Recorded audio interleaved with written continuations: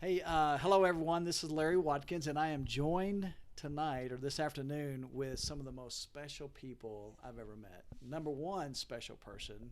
First of all, I'm Larry Watkins. I'm not the special person, but I've got my daughter Madison, and then Hi. one of our staff guys, and his name is Jason Jenkins. Jason, introduce who you have with you today. I'm Jason Jenkins, and to my direct left is Emma Mae Jenkins. Hello. Emma Mae, Woo. Madison Marie, and Emma Mae. Yes, I love that. yes. We're on a roll now. Hey, what we're going to do today is kind of have a little interview or a little conversation, if you will, between all of us, dads and daughters. So we know there's a lot of dads out there that are going to be watching this with their wives, hopefully. And we just want to talk through the authenticity of the relationship between dads and daughters, and just we got questions we're going to talk through, and then just have the conversation, and then we'll see how it progresses from here. Well, hopefully this will be a great opportunity for you two to maybe spur on conversations with your daughter, with your kids. So just take the next few minutes, join us in this conversation, and we're just going to see how it rolls. So, What a beautiful opportunity to be able to spend time with these ladies and Larry, of course. But I'm so glad to take advantage of this moment that it's a beautiful time. It really is. It's a beautiful season. But looking back, Emma's 19. I think, Madison, you're 23. 23. Yeah, 23. So you look back when they were born, maybe, and you're bringing them home from the hospital. And so a father at that age, what do you remember? Any anxiousness? oh heck yeah! What was that like? Now Emma was your first. Though. Yes, So yes. Madison was our third. So I'd already come through bringing two home, but then bringing Madison home. I was probably around 31 years old at that time. So not that I was a veteran, but we had some miles behind us, if you will, bringing her home. But it was one of those things.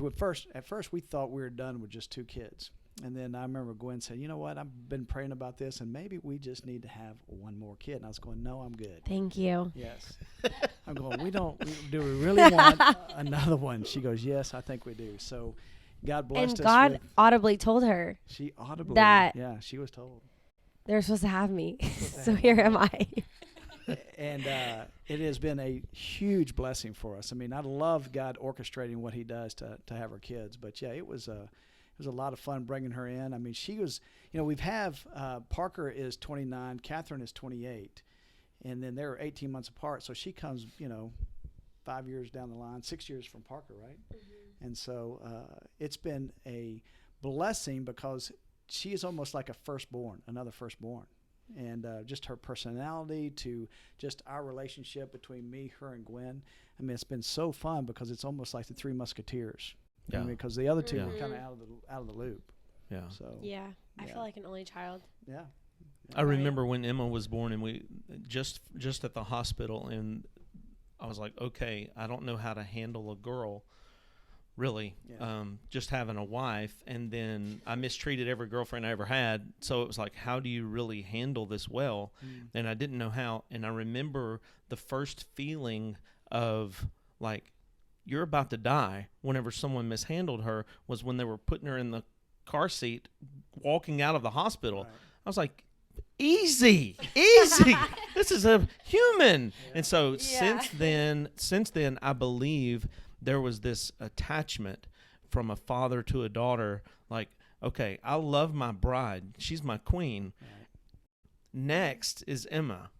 Yeah. And we're not farting around with that. No. And so then we get her home, and it was like, okay, what do we do with this? But later on in life, just think of your elementary years. And what do you have any? I wish this would have gone different. I enjoyed it. I loved it. I didn't like that. What was that like in your mind?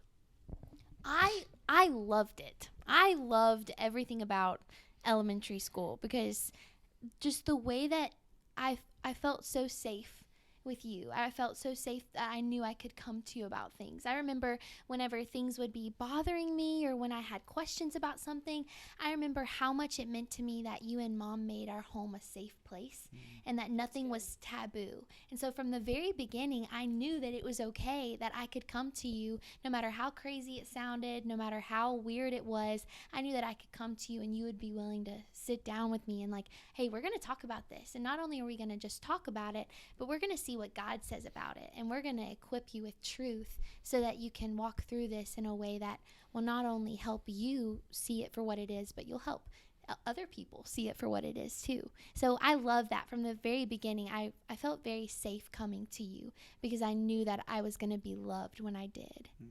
I love that. In you saying that in the elementary years, I remember one of the worst fights Amanda and I ever got in. It was during a bad season of our marriage. And so we were literally in a fight and in a season that we didn't know if it was going to work out. And so during a loud fight, they came, Emma and Nolan came and knocked on the door, and I was just like, hold on just a minute. We're not through fighting. Then we're screaming and fighting. I hope you leave, all this kind of stuff. And then I opened the door, and they're both asleep in the floor. Whenever I stepped out of the fight, right there at the door, they're asleep in the floor. And I remember we made a commitment at that point, never again. We're never fighting like this again. So your thoughts may be joyful in those elementary years. It was a lot of learning as a husband and a father. How do you do this, and how do you do this well? Madison, what in that season up to middle school, what was that like at home? Yeah, I think I have memories of very similar. I feel like something that my dad has always done super well is he's the protector over our family.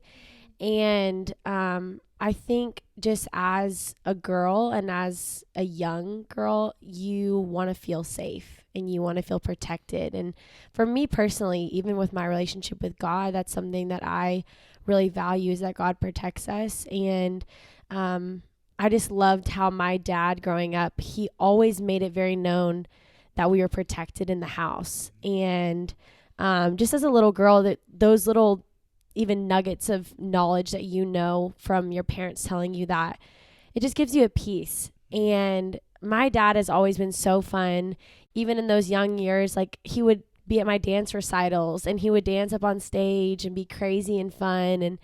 And so yeah, I mean those childhood elementary years were really, really, I have great memories as a child. Yeah, during that season of life, I was actually an orthopedic trauma rep, so I was gone a ton. So there was times that I wouldn't see the kids for, 2 or 3 days at sometimes. But when we moved, Gwen and I made a decision to kind of be more intentional with life, for sure. I decided to move away from orthopedics to another company, and that company that made it better for me to be at home and be around the kids. Well, we moved from Columbia, Missouri back to Conway. And this was kind of a tough season because I was gone quite a bit. But I remember when somebody asked you about, what was it about, you ran to them at Walmart and what happened? Yeah, I guess I figured out we were moving. You were about 4? I was probably like maybe 3 or something. Okay. But maybe, yeah. If I remember correctly, I was 3. If I remember, I was like, I was 2 and 8 months. But no, I'm just kidding. But I went up to somebody, maybe it was at the store, or my mom could probably remember better, obviously, but they just tell me the story. Is I ran up and I said, "My dad is moving back in with us. We're moving to another town, and my dad is moving back home with us because I thought he didn't live there. I guess my dad is now going to live with us. He's moving back in the house as if I was out of the house. We're going to see him again, basically. There was a season where I had to get more intentional because that's what it looked like to her. That's what it looked like. My dad didn't live with us in Columbia, but now he's going to live with us in Conway. Wow. And so that was an interesting time because we're thinking, oh my gosh, just what she grasped from that. And And it's so pure-hearted. When you're a kid, you're just like, my daddy's moving back in. But for an adult, you're like, oh man. Yeah, no, that hits you between the face because you're thinking, or right in the eyes, so to speak, because you think, wait a minute, one of the things that you and I want to be is intentional dads. Yeah. I mean, with all our kids and our marriages, and when you're not that, you just kind of, it kills you. So we had to make a decision to be very intentional. I mean, and this sounds like I'm bragging, but we took a significant pay cut to move from there to be back in Conway in order to be intentional parents. Yeah. With our kids. So in being intentional with that, what did it look like spiritually? So what were some of the habits that you had spiritually at home? Like, okay, we're going to do this and we're going to do this and I'm going to be this kind of dad. They're going to know me for this. Yeah, we had some good time. Like? We did a lot of things, but one of the things we do would give the kids things to act out. Like we'd give them scripture to act out. So we would say, hey, take this. We did Mark chapter 2 one time, which is the story of the paralytic. And then we took the kids and say, okay, you guys make a play, and then you come back and act out that play. So they came in dragging Madison as the paralytic. And they were dragging her in, and they actually, played that whole thing out. So we would do that. We would pray with the kids. We would just get very intentional with talking to them, singing to them. Gwen would put the music in the car and all fun, Christian, godly type of stuff. But we also came up with the family values. Go ahead and tell them about that. Yeah, that's what I was going to say. I think one of the coolest things that my dad has done for our family is we know our family values from when I can remember when I was a child up till now. And he actually printed them out and put them on our fridge. And there were things like, we're always going to stay by our family. We're always going to be loyal.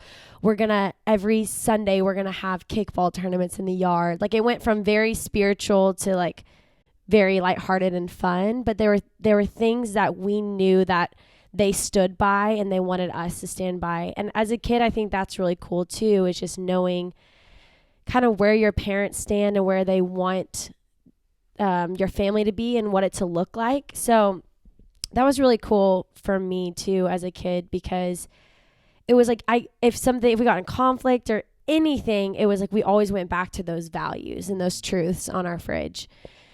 So I thought that was a really cool thing that he did from the time I was little all the way up. Yeah, I like what Emma said too. Is one of the best places and the safest place you can be is at your house. Mm-hmm. So you knew that you were going to come home to a safe, nurturing home. And that's one of the things that we want to do early on is create that atmosphere where the kids go, okay, I know it's crazy out in at school or wherever they are, but when they came home, they knew that there was a consistent message, a consistent love and nurturing process at the house. So it was going to be the safest place. So that's one of the things we make sure we're very intentional with our kids. Going from childhood to middle schoolish, we moved several times. Yeah. Emma, what was it like in those transitions of moving and learning new schools? And like, how many schools did you go through middle school to high school? And what did faith become, and what did that look like in that transition? Yeah, that was a lot of transition. I think I went to a total of 6 different schools, which it was a lot. And all of them except for one, which I will definitely talk about, I was so excited. I was so excited to move because it meant I'm about to go make some friends. And I was ready to make some friends, and we were going to get to live in a new place, and we were going to get to put our furniture and get to arrange it in our new house, and it meant getting to set up your room, and it was just fun, and we were getting to do it as a family. I remember it also being a transition of just, I really learned how to be who God made me to be in the midst of the world responding in ways that wasn't consistent. Because I love smiling. Since I was a baby, my mom would put me in the cutest dresses, but then she would get so frustrated because she would cover it up with the biggest bib because I always had my mouth open smiling. And so I would drool on literally everything that I had. You know what? And you do have very pretty teeth. So you need to show those. You need to show those off. Those are nice teeth. Thank you, Mr. Larry. Yes, a happy heart makes the face cheerful, and so when goodness is happening inside, you can't keep it inside. And so, at every school that we would move to, I would be me and I would smile. But other people, it would take a while because for them to kind of get used to it, I guess you would say, because they didn't know if it was genuine. They're like, what is this? Like, I felt as though they didn't really know how to handle me. I felt like, is she legit? Is this genuine? I would get a lot of snickers. I would get a lot of question. I would get some mockery. And then I would get like, and then as time kind of went by, I was like, oh, okay, like, she's being for real. Like this isn't just a facade. This is who she is. And moving 6 times, it was meeting a whole different group of people 6 times. What age group was that? Our first move was in 3rd grade. Okay. And then we moved again into 5th grade, and then I moved again into 8th grade, and then I moved again into 10th grade. Wow. In different schools in between those times as well, from middle school to high school. Right. But actually every move I genuinely loved. But then the hardest move was when we moved actually from Birmingham here to Arkansas, because that was in between my 9th and 10th grade year. And so we had lived in Birmingham for 2 years, for 8th and 9th grade. I had built incredible godly friendships. And then God said, okay, I need you to go here. And so to pick up and leave and move 8 hours away into a school of 4,500 people I had never met, it was a big transition. And I remember feeling very lonely. But a really cool point in my faith took a beautiful pivot that summer before my 10th grade year, because I realized that I was so afraid of what if I was going to make friends. I felt so lonely. I was so worried at what other people were going to think. And when I realized that all of these things were coming because I was focused on myself, I was like, wait a second here. God would never lead me to a place that he hadn't already gone before me and prepared it. And his love is not self-seeking. So it makes sense that I would be full of fear when I'm focused on myself. And so I began to just turn my eyes back on Jesus and think, okay, wait, God, you're so good, and you have me here for a reason. And the night before school started in 10th grade, I couldn't go to sleep because I was so giddy and excited to go love on some people, because I realized it wasn't about me.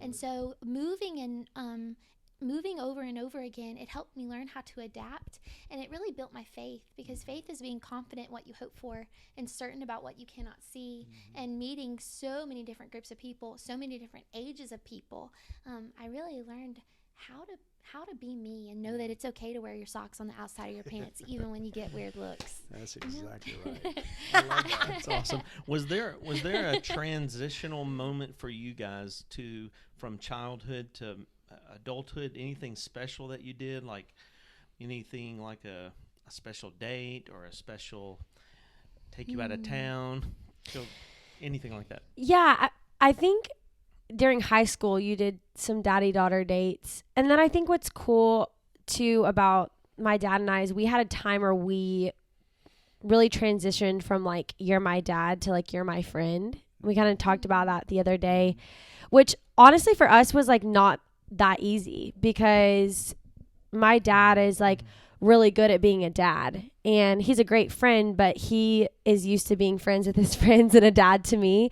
And so I think, and that was hard for me too, because just like growing older and maturing and wanting to be in control of my life, and like I don't know, it was a hard transition. But then I feel like when we got there, even now it's been kind of cool because we can be friends now, and he can come visit me in LA and we can spend time together like that, instead of like, this is what you need to do, or you know what I mean? Like it's a difficult challenge. I've told this with the guys that we work with Men Sharpening Men, that it was easier to be a boy daddy than a girl daddy for me. So that's one of the most challenging things that I've done, because I could go play football, basketball, baseball, fish, on and on and on.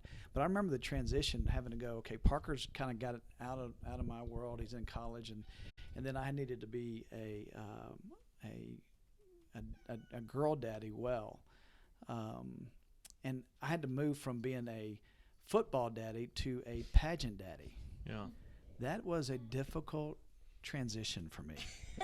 But I ended up taking that transition on. So, one of the things we kind of celebrate is between me, Madison, and Gwen is that we were the Three Musketeers. And there was just like we grew up together, or she grew up with us, and she hung out and we did whatever we could. But I had to get more intentional with going, okay, I've got to move to football daddy to cheerleading daddy, to go to every football game. Now, I'm not going to watch the football team. I'm going to watch her cheer.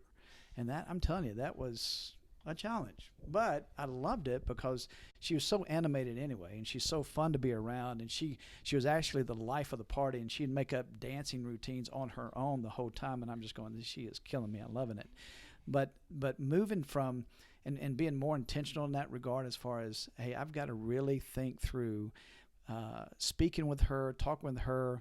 I can't speak with her and Kat the same way I can speak to Parker, and it's just a different deal, and it's not an easy deal. In fact, it's a challenging deal. Even to this day, it's challenging sometimes to say, okay, what are you thinking? Or I'll say things and learn how to respond, or learn how to say things in a way that's more palatable, if you will.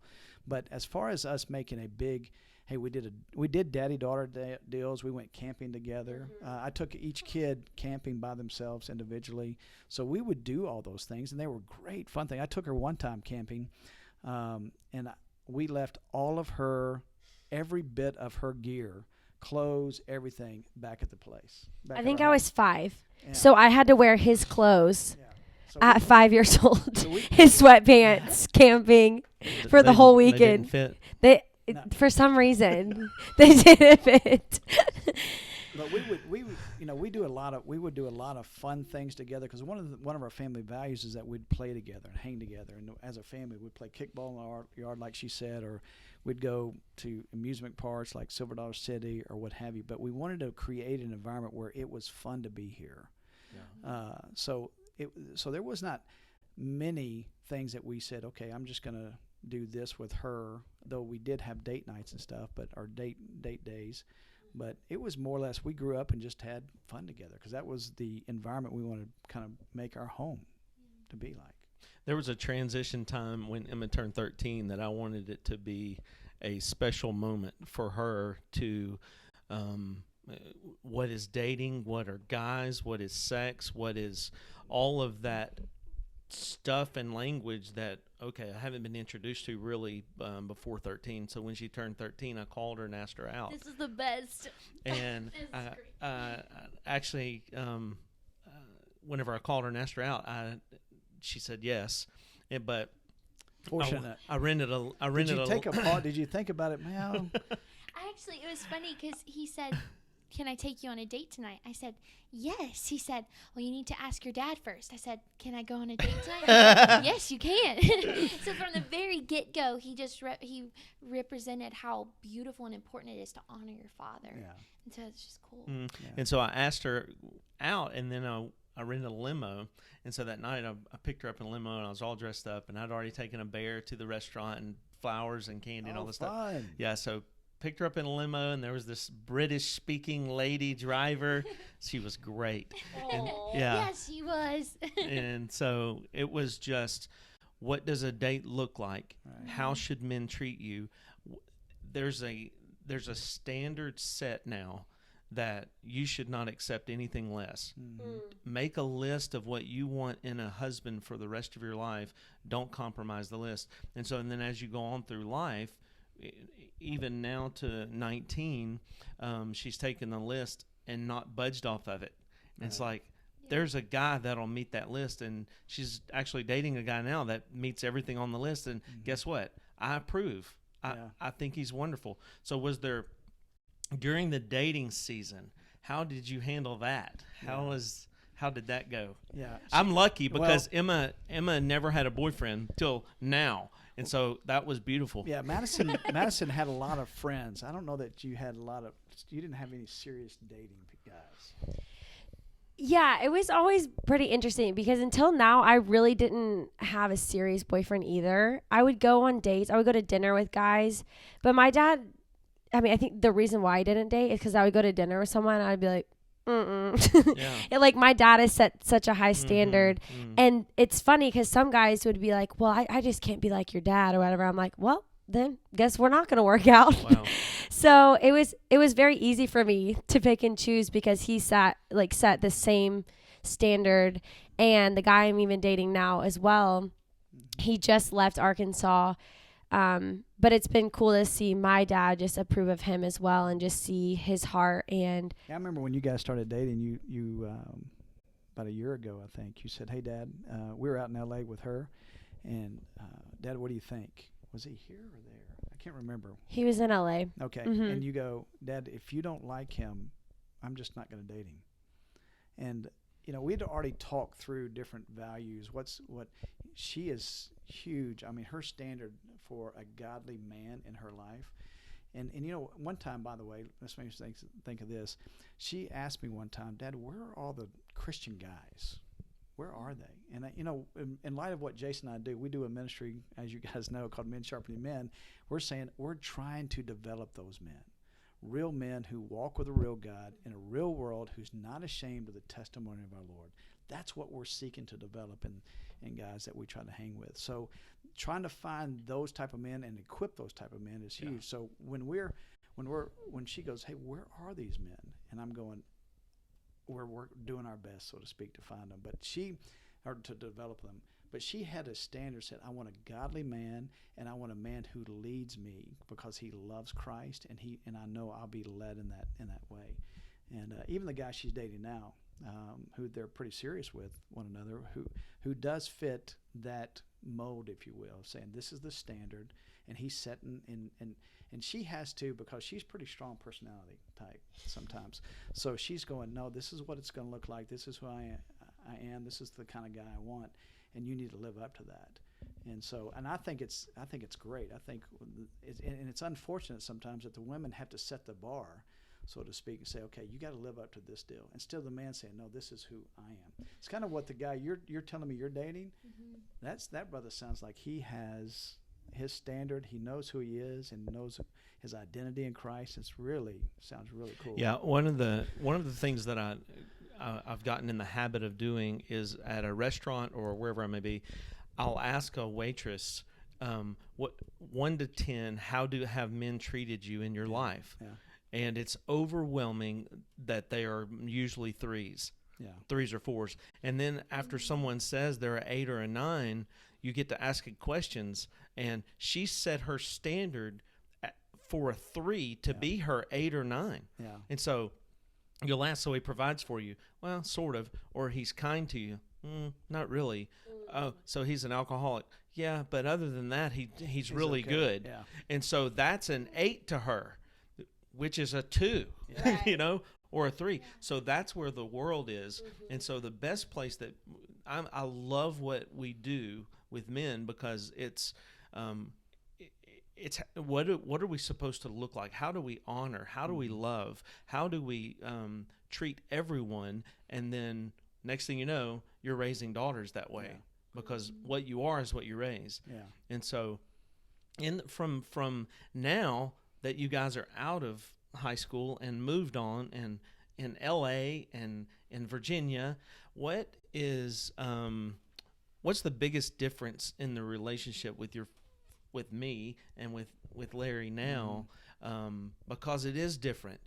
The number one goal in mine and Amanda's marriage with our kids is to raise godly, respectable, hard workers and get you out as fast as possible. Mm-hmm. Because I love my bride more than I love my kids. Mm-hmm. And I want you out. That's the goal here.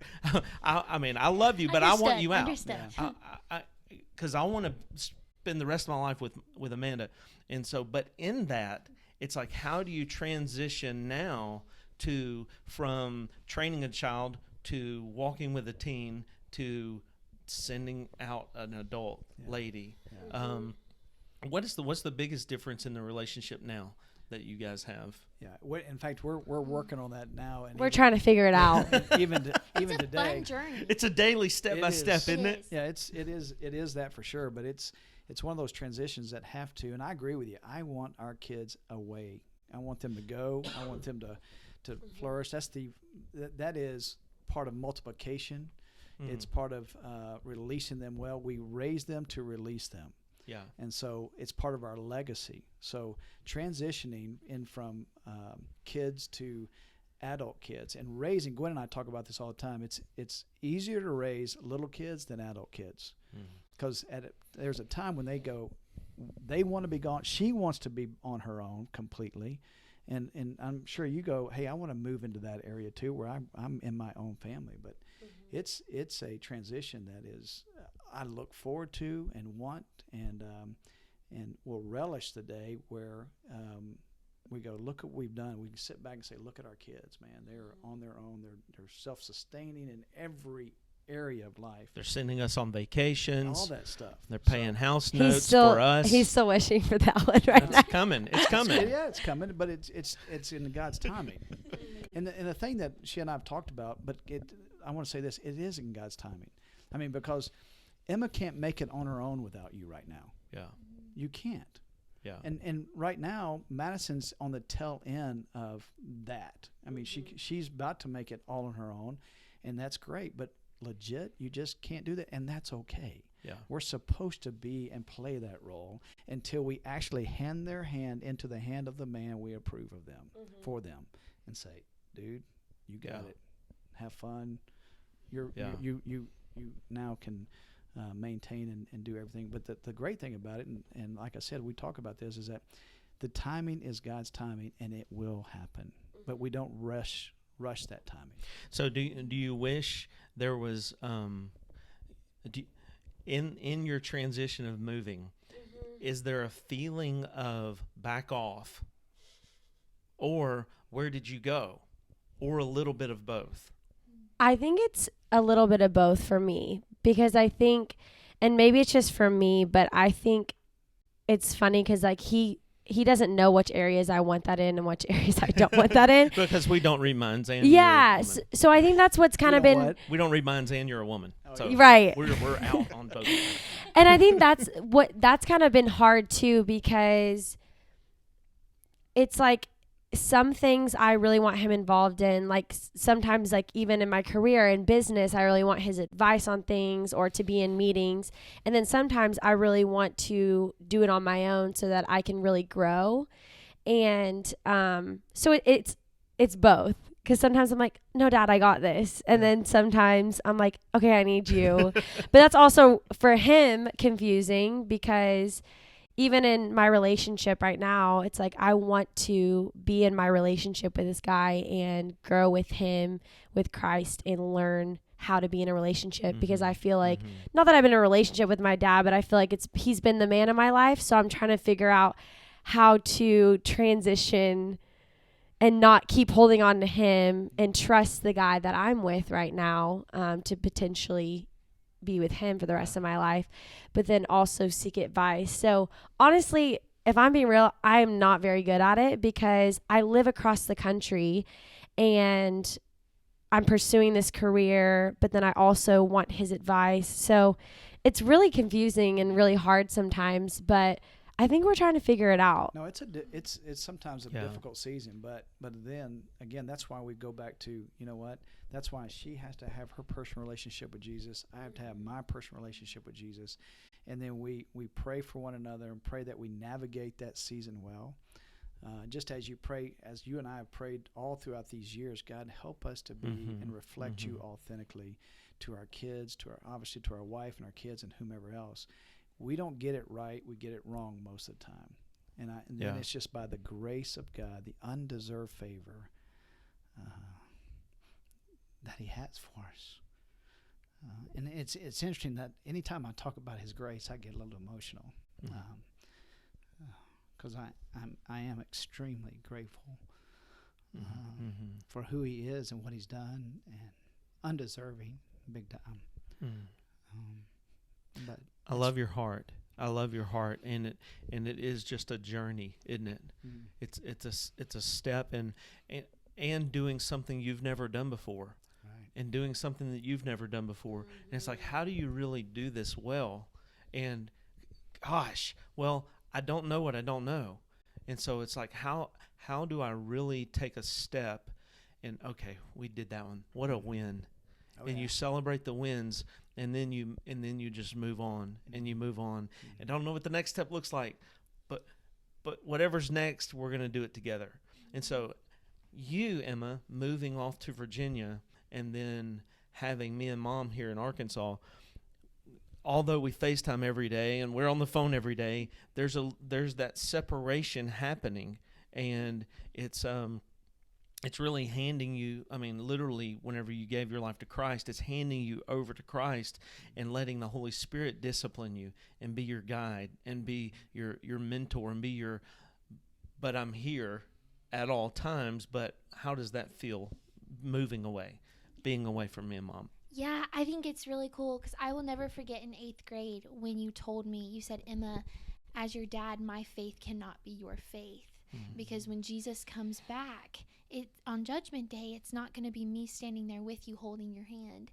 I remember you saying it's going to be just you and him. And so I remember from that point, I started growing in a way that I didn't know I could grow, because I realized I can have my own relationship with Jesus. And it's been really fun just through this past semester of living 15 hours away from home, of getting to walk out my faith in a way that I haven't gotten to before, because I've never been out from under the roof of our home. But it's been beautiful because as you and Mom have trained me up in the way I should go, so that when I do grow old, I won't depart from it. I've honestly enjoyed it so dearly to be able to honor y'all by applying what you've equipped me with. In this season that I'm in. And I have found myself a little sad at times because I've missed you. I've had deep moments of, man, I miss my dad. And so it's also been a joy of getting to learn how to be more intentional, because any relationship that you want to continue to see grow, you must be willing to cultivate it. And you must be willing to continue to water it and continue to provide sunlight to it. And so when I do think about you, just being more intentional in praying for you and getting to pick up my phone, and I'm going to FaceTime my dad. And if I'm walking to class, it may be a 2-minute phone call, but I'm going to call you.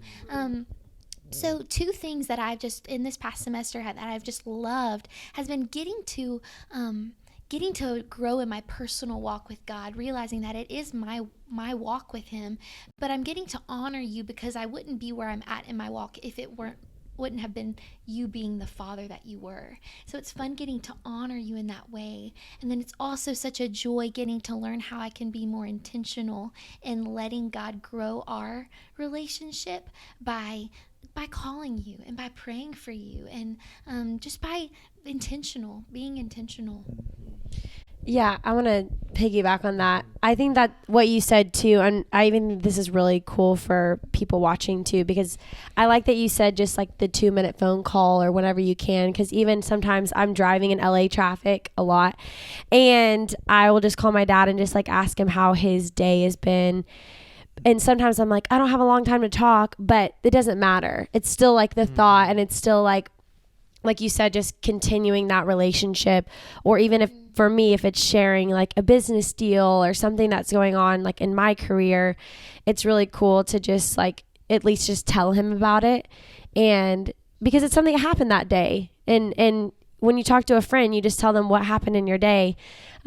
So I think that's really good. And it doesn't have to be it's just like talking to God. It doesn't have to be some long conversation or something that you like have to do, but it's something that you get to do, and it can just be a quick phone call. Yeah. Any last minute thoughts, Larry? Yeah. Before we sing a Christmas hymn? Oh no. Yeah, I can't wait for that. No, I just sit back and think through both of our girls and how proud we are. I mean, you just think about this. Most kids are not walking with God. There's a lot of kids that are not doing that. And because I think we've done what we could do as dads, to say we're going to set our minds and our hearts toward the Father, and we're going to try to do what we can to reflect him well, and then pray our guts out for our kids. And really excited to see that both of our daughters are ferocious in their faith. They're not ashamed of the testimony of our Lord. They're not, and I love that. Yeah. I mean, I love seeing Madison call me and say, Dad, I just got to share the gospel with the Uber driver. I just got to share the gospel with a atheist or whatever. She is not scared to do that, and I love that, because I'm hoping that not only is the gift of that inside of her, but we, and the gifts that are in you, that we have helped fan the flame of the gift of God which is in you. Fan the flames. Yeah, and I would not do that if it wasn't for just even watching my dad do that, because it's like, how do you even know what that looks like? You know what I mean? It's just like a girl, like people can tell you what to do, but until you really see it. And I remember I told somebody one day, I was probably in high school, and I said, if my dad talks to somebody for more than 10 minutes, that means she's sharing Christ with them. So, and I remember just looking out of the house, he was like talking to our lawn guy or something. I'm like, oh, he's sharing Christ with them. I know he is, because that was so normal to us. Yeah. And it was never weird, and it was never awkward. And so for me, when I'm in an Uber and I have 5 minutes, I'm going to share Christ with them, because that's how I grew up.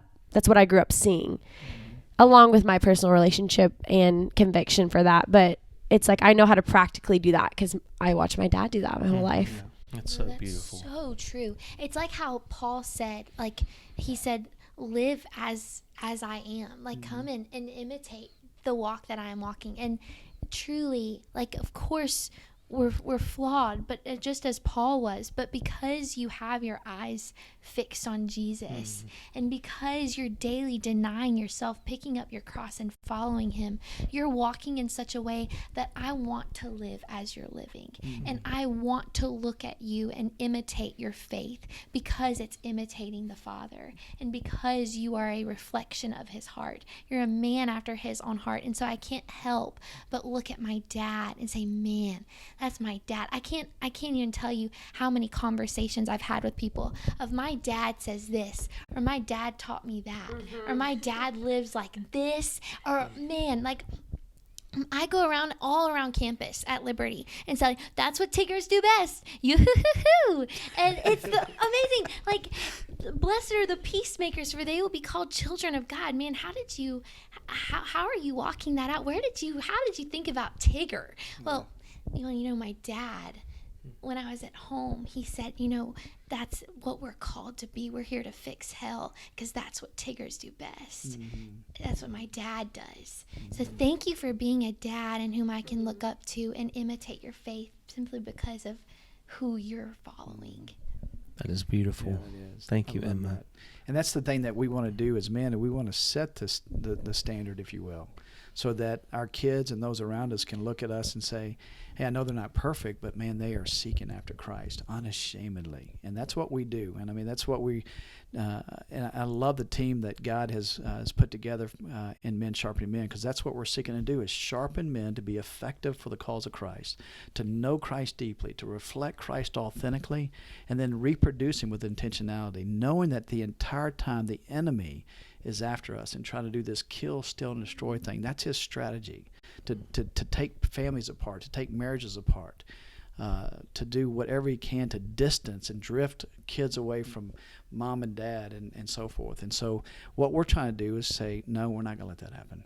We're not. And again, the enemy comes against us in a lot of ways, but man, I am so excited that God has formed a group of men like you and Brandon and Hunter and Josh to be along with him, Men Sharpening Men, to lock shields to advance God's kingdom, and then hopefully produce godly sons and daughters who do the same, who are not ashamed of the testimony of our Lord. So I'm loving it. And girls, I mean, we both are grateful that you guys joined us on this podcast. Thank you.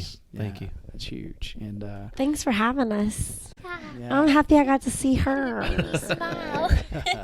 Y'all are tens. Yeah. So, hey, check us out on online. You can go to mensharpeningmen.com. Love to have you there. If you want to reach out to us and email us, we will respond to you. Look on the calendar for 2019, what's coming up in 2019 for Men Sharpening Men. We've got a lot of things that we're going to do to equip and train you to be effective, not only for the cause of Christ, but be effective husbands and strategic daddies.